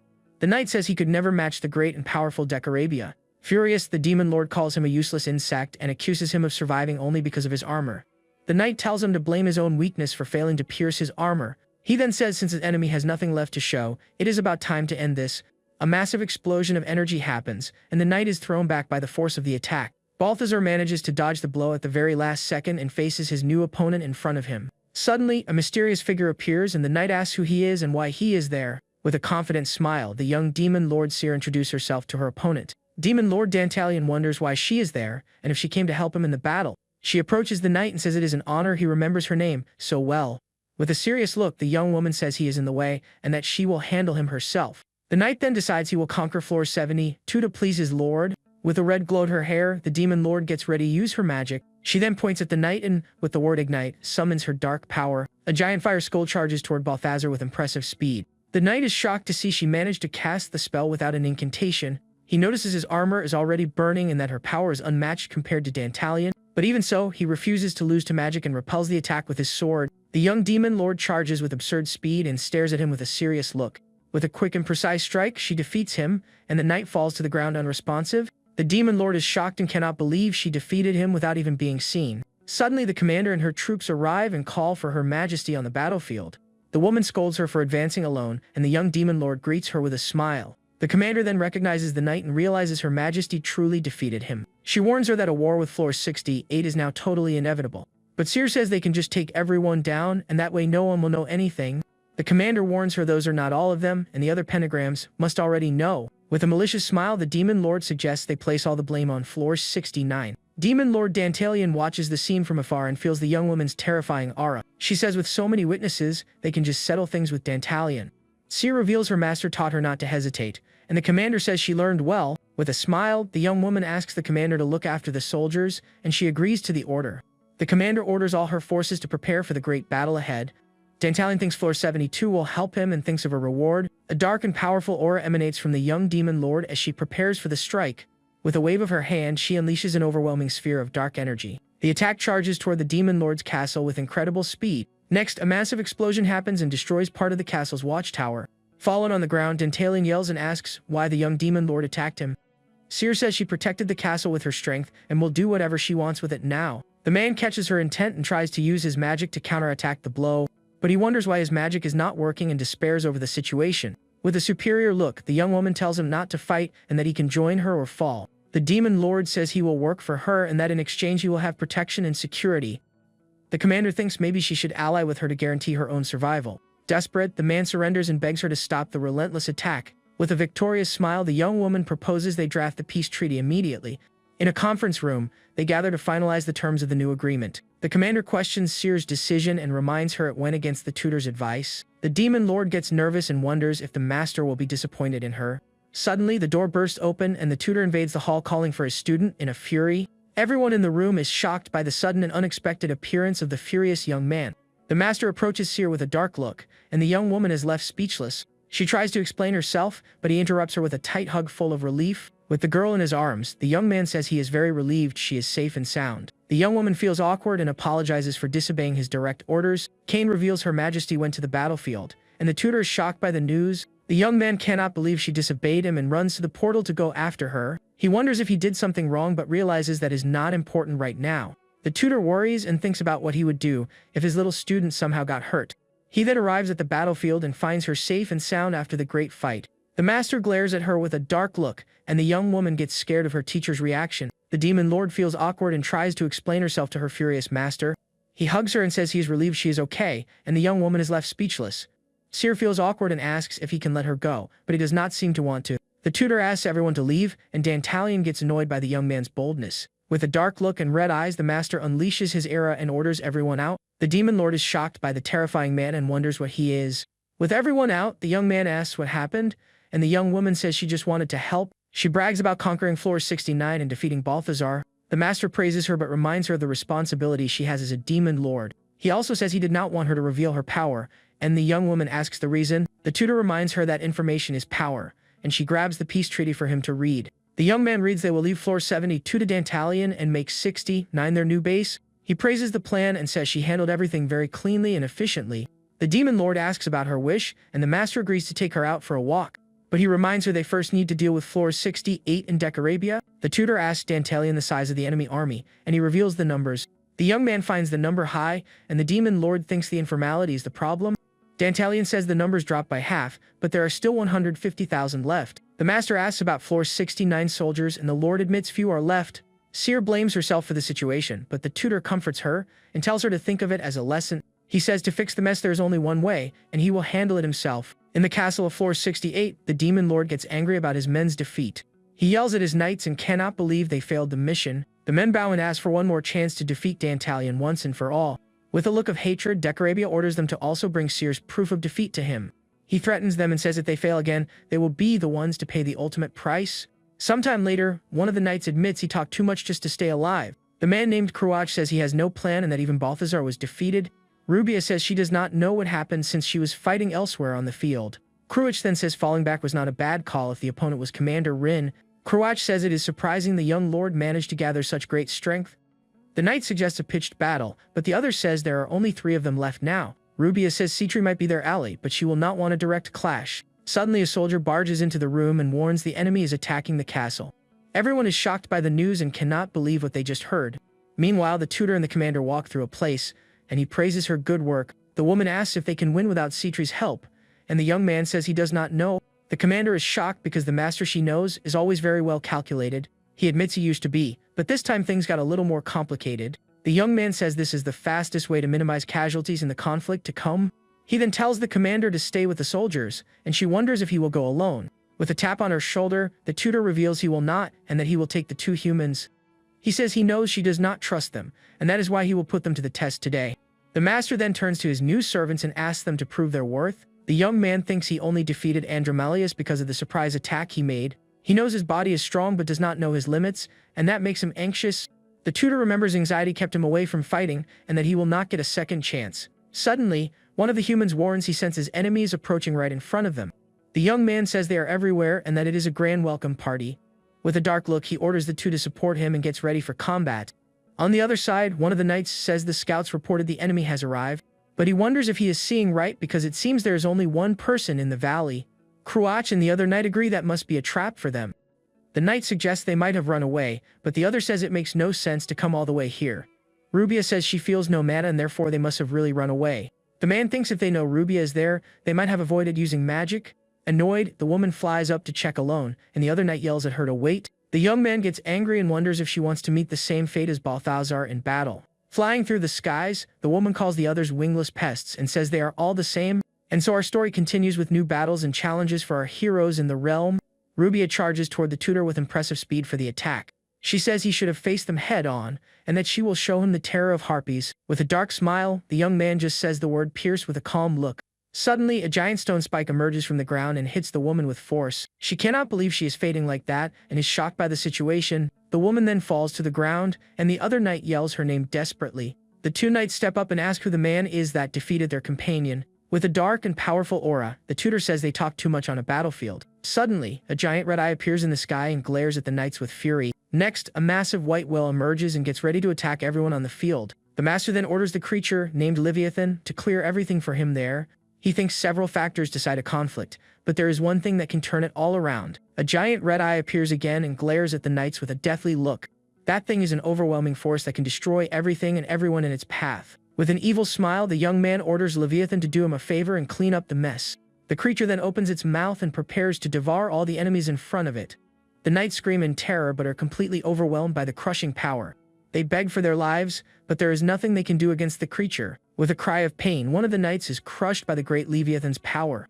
The last remaining knight says this is a disaster and he has never seen such power. He then gets on his horse and prepares to flee the battlefield in fear. The man asks who the tutor is, and the young man just stares at him with a dark smile. The two humans watch the scene, and the woman asks if they need to step in. With a determined look, Dane says they need to prove they are useful to their master. The young man steps forward with his dagger in hand and prepares for the combat ahead. His partner then uses her magic and says, "May the speed of the wind be with him." With a great explosion, the man hits the ground with impressive speed. The knight calls him a mere human, but the young man does not care about his words. Dane then unleashes a wave of blue energy and attacks the knight with all his might. Next, the girl uses her magic and summons a sturdy shield to protect him. The magic shield protects Dane from the attack, and a great explosion of blue light happens. The knight sees reinforcements and orders all his units to charge into battle. Fallen on the ground, the young man stands up and prepares for the next attack with a serious look. With a gleam in his eye, he charges with impressive speed right in front of him. In a quick and precise move, he defeats the knight, and the others scream his name. The man named Crouch gets angry and says he cannot believe a human challenged him. He then turns into a green dragon and swears he will tear him apart with his own hands. Suddenly, the tutor appears and tells the young man to keep his eyes on the battlefield. With a sword strike, he defeats the dragon and tells him not to lose focus in the fight. The master then tells him not to worry because he will soon send Decorabia far away. The pink-haired girl wonders if the magic really works and is surprised. Suddenly, the young demon lord Seer appears and asks where her teacher is. The young woman points in his direction, and the demon lord is surprised by the face he is making. Eri asks if she will get that strong one day, and the young woman says she is also a great majesty. The demon lord says she came in secret, and the other apologizes for being nosy. With a serious and intimidating look, the young woman asks if the human has feelings for her master.